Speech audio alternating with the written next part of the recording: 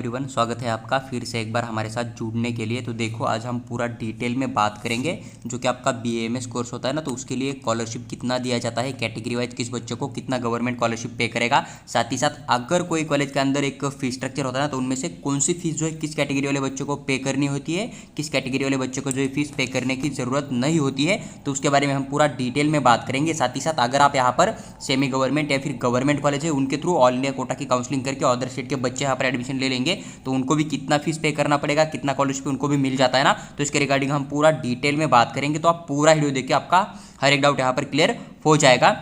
लेकिन उससे पहले अगर आप चैनल के ऊपर पहली बार आए तो सब्सक्राइब करके हमारे साथ बने रहिए, ताकि फ्यूचर का कोई भी अपडेट अगर रिलीज हो जाएगा तो सबसे जल्दी आपको मिल जाएगा। देखो, यहाँ पर दो कंडीशन आपके साथ बन जाएगा। एक तो मान लीजिए कि आपको कोई गवर्नमेंट कॉलेज अलॉटमेंट हो जाएगा, तो उसके अंदर कितना फीस पे करना पड़ेगा, कैटेगरी के हिसाब से आपको स्कॉलरशिप कितना मिल जाएगा और कौन सा फीस आपको पे करना है, उसकी बात करेंगे। उसके बाद सेकंड ये आता है कि आपको यहाँ पर कोई प्राइवेट कॉलेज मिल जाएगा, तो उसके अंदर आपको कैटेगरी के हिसाब से महाराष्ट्र स्टेट वाले बच्चे को कितना स्कॉलरशिप मिल जाएगा, और जो अदर स्टेट के बच्चे आ रहे हैं ना, तो उनको पूरा फीस देना होता है या आधा ही फीस पड़ेगा, या फिर कैटेगरी के हिसाब से ही पे करना होता है क्या नहीं होता है, उसके बारे में भी पूरी डिटेल में बात करूंगा। तो आपको पूरा वीडियो ध्यान से सुनना है। देखो, यहाँ पर सबसे पहले हम बात करेंगे गवर्नमेंट कॉलेज के बारे में, उसके बाद हम बात करेंगे जो कि आपके सेमी गवर्नमेंट या फिर प्राइवेट कॉलेज है उसके बारे में। कोई भी डीम कॉलेज की मैं यहाँ पर या फिर जो फुल प्राइवेट होते हैं ना, उनकी बात नहीं करूंगा, क्योंकि वहां पर किसी भी बच्चे को कोई भी स्कॉलरशिप नहीं दिया जाता है। इस बात का आपको थोड़ा सा ध्यान रखना पड़ेगा। देखो, गवर्नमेंट आयुर्वेदिक कॉलेज है जो कि आपका नांदेड़ के अंदर देखने को मिल जाएगा। तो लास्ट ईयर 2023-24 का यहाँ पर फीस डिटेल इन्होंने मेंशन किया था, वो मैंने यहाँ पर लिया है। सबसे पहले मैं यहाँ पर ऑल इंडिया कोटा प्लस आप अगर आप जीओआई एनआरआई कोटा के थ्रू एडमिशन कर रहे हैं तो उसके बारे में मैं आपके साथ शेयर करूंगा। देखो, आपको यहाँ पर एक फीस देखने को मिल रहा है जो कि ट्यूशन फीस होता है ना, ये पूरा का पूरा आपको पे करना पड़ेगा, जो कि 47,500 आपको दिख रहा है ना, और ये नॉन रिफंडेबल होता है। जो कि बच्चे यहाँ पर ऑल इंडिया कोटा के थ्रू काउंसलिंग करके आएंगे, यानी कि आउटसाइड स्टेट है एनआरआई कोटा के थ्रू आएंगे, उनको पूरा का पूरा फीस पे करना पड़ेगा। उसके बाद डेवलपमेंट फीस भी आपको पूरा का पूरा पे करना पड़ेगा। एडमिशन फीस भी जो होता है ना 1,500 रुपीज, ये भी आपको पे करना पड़ेगा। जिमखाना फीस, लाइब्रेरी फीस, यानी कि जो भी अदर फीस होता है ना, तो पूरा का पूरा आपको यहाँ पर पे करना पड़ेगा। यानी कि यहाँ पर स्कॉलरशिप कोई भी आपको नहीं दिया जाएगा। यानी कि यहाँ पर क्या बात बनेगी, जो बच्चे की ऑल इंडिया कोटा से आ रहे हैं, जिनके पास महाराष्ट्र स्टेट का डोमिसाइल नहीं है ना, उनकी कोई भी कैटेगरी हो, उनको पूरा का पूरा यहाँ पर 56,600 जो फीस आपको यहाँ पर नजर आ रहा है ना, तो पूरा का पूरा पे करना पड़ेगा। यानी कि आपको यहाँ पर 0% स्कॉलरशिप दिया जाएगा। आपका जो स्कॉलरशिप है आप अपने अपने स्टेट के हिसाब से ले सकते हो, लेकिन महाराष्ट्र स्टेट की तरफ से आपको कोई भी स्कॉलरशिप यहाँ पर नहीं दिया जाएगा। आपको at the time of admission पूरा का पूरा फीस यहाँ पर पे करना पड़ेगा। इस बात को आपको थोड़ा सा ध्यान रखना। ये हुआ ऑल इंडिया कोटा के बच्चों के लिए। अभी हम बात करेंगे जो कि यहाँ पर स्टेट के बच्चे जिनके पास महाराष्ट्र स्टेट का डोमिसाइल है, तो उनको कैटेगरी के हिसाब से कितना स्कॉलरशिप यहाँ पर देना पड़ेगा, उसके बारे में हम बात करेंगे। देखो, यहाँ पर आप रीड कर सकते हैं, थोड़ा मराठी के अंदर आपको देखने को मिल जाएगा। देखो, मैं भी यहाँ पर ट्राई करूंगा कि पूरा मराठी के अंदर ही आपके साथ शेयर करूंगा। देखो, यहाँ पर जो महाराष्ट्र स्टेट के अंदर खुला स्वर्ग, मतलब यहाँ पर जो भी ओपन कैटेगरी के बच्चे हैं ना, उनके लिए यहाँ पर फीस मेंशन है।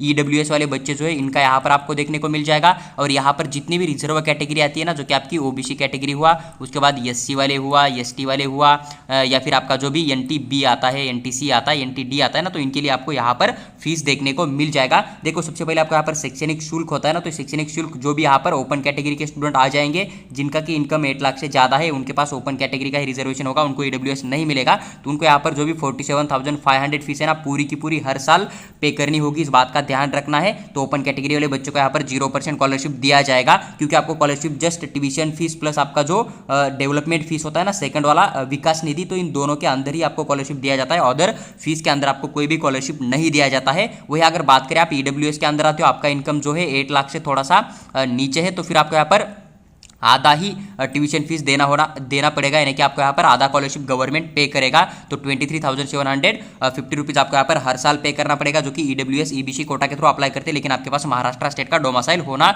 जरूरी है। उसके बाद जितनी भी कैटेगरी महाराष्ट्र स्टेट के अंदर आती है, एससी हुआ, SC, ST, OBC, VJ, NTB, NTC, NTD, तो उनके लिए यहाँ पर कोई भी ट्यूशन फीस देने की जरूरत नहीं है। यहाँ पर आपको पूरा का पूरा स्कॉलरशिप यहाँ पर ट्यूशन फीस के अंदर गवर्नमेंट जो है पे कर देगा। इस बात का आपको थोड़ा सा ध्यान रखना है। बस ये ऑर्डर जो है यहाँ पर आपको फीस नजर आ रही ना, ये पूरी की पूरी फीस आपको यहाँ पर पे करनी पड़ेगी। अगर बात करें कि टोटल यहाँ पर कैटेगरी वाइज कितना फीस पड़ेगा, अगर आप ओपन कैटेगरी में आते हो, आपका इनकम जो है 8 लाख से ज्यादा है, तो फिर आपको यहाँ पर 56,600 पूरा का पूरा फीस पे करना पड़ेगा। आपको यहाँ पर 0% स्कॉलरशिप जो है गवर्नमेंट पे करेगा। वही अगर आप यहाँ पर मान लीजिए कि ईडब्ल्यूएस या फिर ईबीसी कोटा के अंदर आते हो, आपका इनकम जो है 8 लाख से नीचे है, तो फिर आपको यहाँ पर आधा ही फीस पे करना पड़ेगा, जो कि 32,850 रुपीज़ है। और हर गवर्नमेंट कॉलेज के लिए यही सेम फीस आपको पे करनी पड़ेगी। जितने भी गवर्नमेंट एडेड कॉलेज आपको नजर आ जाएंगे ना 22 के आसपास है, तो उन सभी के लिए आपको सेम यही फीस पे करना है। किसी भी कॉलेज में आपको एक भी रुपया ज़्यादा यहाँ पर नहीं देना होगा। लेकिन मान लीजिए कि अगर आप रिजर्व कैटेगरी के अंदर आते हो, जैसे कि ओबीसी हुआ, आपका एससी हुआ, एसटी हुआ, उसके बाद फीजा आता है, एनटी बी आता है, एनटी सी आता है और एनटी डी वाला आता है, तो इनके अंदर आपको जस्ट अदर चार्जेस पे करने, जो कि लगभग 9,100 रुपीज़ आपको देखने को मिल जाएगा। तो इतना ही फीस पे करना है। तो ट्यूशन फीस का आपको यहाँ पर 100% स्कॉलरशिप यहाँ पर मिल रहा है, जो कि OBC, SC, ST, VJ, NTB, NTC, NTD के अंदर आते हैं ना, उन बच्चों के लिए, ईडब्ल्यूएस वाले बच्चों के लिए यहाँ पर सिर्फ 50% यानी कि आधा ही स्कॉलरशिप गवर्नमेंट पे करेगा। और जिनका इनकम 8 लाख से ज़्यादा है उनको कोई स्कॉलरशिप यहाँ पर नहीं दिया जाएगा। अगर आप मान लीजिए कि ओबीसी, एससी ओबीसी आप NT D, NT B, NTC या फिर फीजे कैटेगरी में आते हो, आपका इनकम अगर 8 लाख से ज़्यादा होगा ना, तो भी आपको कोई स्कॉलरशिप यहाँ पर नहीं दिया जाएगा। इस बात का भी आपको थोड़ा सा ध्यान रखना है। तो देखो यहाँ पर आप थोड़ा सा समझ सकते हो। मान लीजिए कि कोई बच्चा जो है आपका ओपन कैटेगरी के अंदर आ जाएगा और उसका इनकम अगर 8 लाख से ज़्यादा है, तो वो ईडब्ल्यूएस कोटा के थ्रू नहीं जा सकता, तो इसको यहाँ पर 0% स्कॉलरशिप है गवर्नमेंट कॉलेज के अंदर मिल जाएगा। कोई आपको स्कॉलरशिप यहाँ पर नहीं मिल जाएगा। लेकिन मान लीजिए कोई बच्चा है जो कि ओपन कैटेगरी के अंदर है, लेकिन उसके पास ईडब्ल्यूएस है, यानी कि उसका इनकम जो है 8 लाख से नीचे है, तो इसको यहाँ पर जो है 50% यानी कि आधा फीस आपका यहाँ पर गवर्नमेंट पे करेगा। आपको आधा फीस ट्यूशन के अंदर जो है गवर्नमेंट यहाँ पर पे करेगा। साथ ही साथ डेवलपमेंट का भी आधा फीस आपका जो है गवर्नमेंट आपको स्कॉलरशिप के फॉर्म में दे देगा। लेकिन वही अगर कोई बच्चा मान लीजिए कि ओबीसी कैटेगरी में आता है, एससी, एसटी हुआ आपका, या फिर जो भी आपकी फीजे, एनटी बी, एनटी सी हुआ, उसके बाद एनटी डी कैटेगरी में आता है ना, तो फिर इनका इनकम अगर 8 लाख से नीचे है, तो फिर इनको यहाँ पर क्या कर जाएगा, स्कॉलरशिप पूरा का पूरा मिल जाएगा। जो कि आपका 100% स्कॉलरशिप होता है ना, वो आपको यहाँ पर मिल जाएगा। ट्यूशन एंड डेवलपमेंट फीस के अंदर आपको कोई भी फीस यहाँ पर पे करने की जरूरत नहीं है। जस्ट आपको यहाँ पर अदर चार्जेस ही पे करने होंगे। लेकिन यहाँ पर एससी एसटी के लिए कोई भी इनकम का रूल मायने नहीं रखता। इस बात को भी आपको थोड़ा सा समझ लेना, क्योंकि 8 लाख से ज़्यादा भी इनकम जिन बच्चों का था एससी एसटी का, तो उनको भी स्कॉलरशिप मिल गया था। उन्होंने मेरे साथ ये बात शेयर की हुई, इस बात का आपको ध्यान रखना पड़ेगा। लेकिन अगर आप OBC, VJ, NTB, NTC, NTD में आते हो और आपका इनकम अगर 8 लाख से ज़्यादा है, तो फिर आपको यहाँ पर 0% स्कॉलरशिप दिया जाएगा। लेकिन अगर इनकम 8 लाख से नीचे आता है, तो फिर आपको यहाँ पर 100% जो है ट्यूशन एंड डेवलपमेंट फीस के अंदर स्कॉलरशिप जो है गवर्नमेंट कॉलेज के अंदर देखने को मिल जाएगा। देखो पूरा का पूरा स्कॉलरशिप के रिगार्डिंग मैंने आपके साथ शेयर किया गवर्नमेंट कॉलेज के बारे में। अभी सेमी गवर्नमेंट जो कॉलेज होते हैं, फिर जो आपके प्राइवेट कॉलेज होते हैं ना, उनके अंदर कुछ अलग रूल होता है, तो उसके बारे में हम डिटेल में बात करेंगे। छत्रपति संभाजी नगर का जो एक कॉलेज है ना बीएमएस के लिए, इसका फीस स्ट्रक्चर मैंने यहाँ पर ऐड कर दिया और आपको एक टॉप मोस्ट कॉलेज देखने को मिल जाएगा महाराष्ट्र स्टेट के अंदर। देखो इन्होंने यहाँ पर पूरा डिटेल में इन्फॉर्मेशन देकर रखा है। एड्रेस तो आपको यहाँ पर मिल ही जाएगा। लेकिन यहाँ पर इन्होंने टोटल यूजी की सीट कितनी थी एकेडमिक ईयर 2023 के लिए, तो उसका भी यहाँ पर बीएमएस कोर्स के लिए उसका भी यहाँ पर अपडेट आपको देखने को मिल जाएगा, जो कि यहाँ पर 100 सीट का देखने को मिल जाएगा। उसके बाद इन्होंने डिस्ट्रीब्यूशन सीट किस तरह से किया जाता है ना, इसका भी यहाँ पर दे रखा है। जो कि बीएमएस कोर्स है, इसके लिए 100 का इंटेक कैपेसिटी है। यहाँ पर 15 सीट जो आपकी ऑल इंडिया कोटा, यानी कि जो कि आपका ऑल इंडिया कोटा होता है, जहाँ पर कि जिसके पास महाराष्ट्र स्टेट का डोमासाइल है, किसी भी स्टेट का बच्चा यहाँ पर एडमिशन ले सकता है। 70 सीट आपके यहाँ पर स्टेट कोटा के थ्रू हो जाएंगे, यानी कि जहाँ पर जिनके पास महाराष्ट्र स्टेट का डोमासाइल है ना, उनको यहाँ पर एडमिशन दिया जाएगा। और 15 सीट जो आपके एनआरआई कोटा के होते हैं, यानी कि आपको यहाँ पर आईक्यू कोटा देखने को मिल जाएगा, जो कि मैनेजमेंट कोटा होता है। यहाँ पर फीस आपको बहुत ज़्यादा देखने को मिल जाएगा।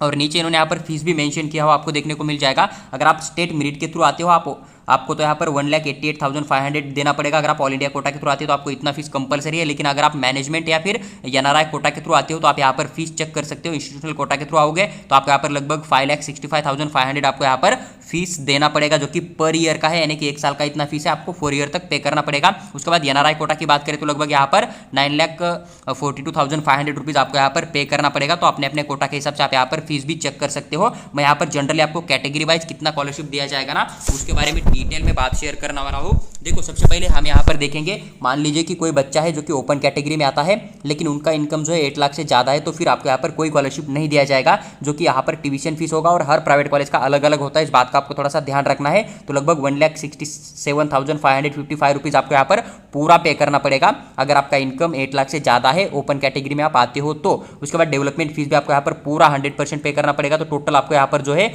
लगभग 1,88,500 रुपीज़ आपको पे करना पड़ेगा।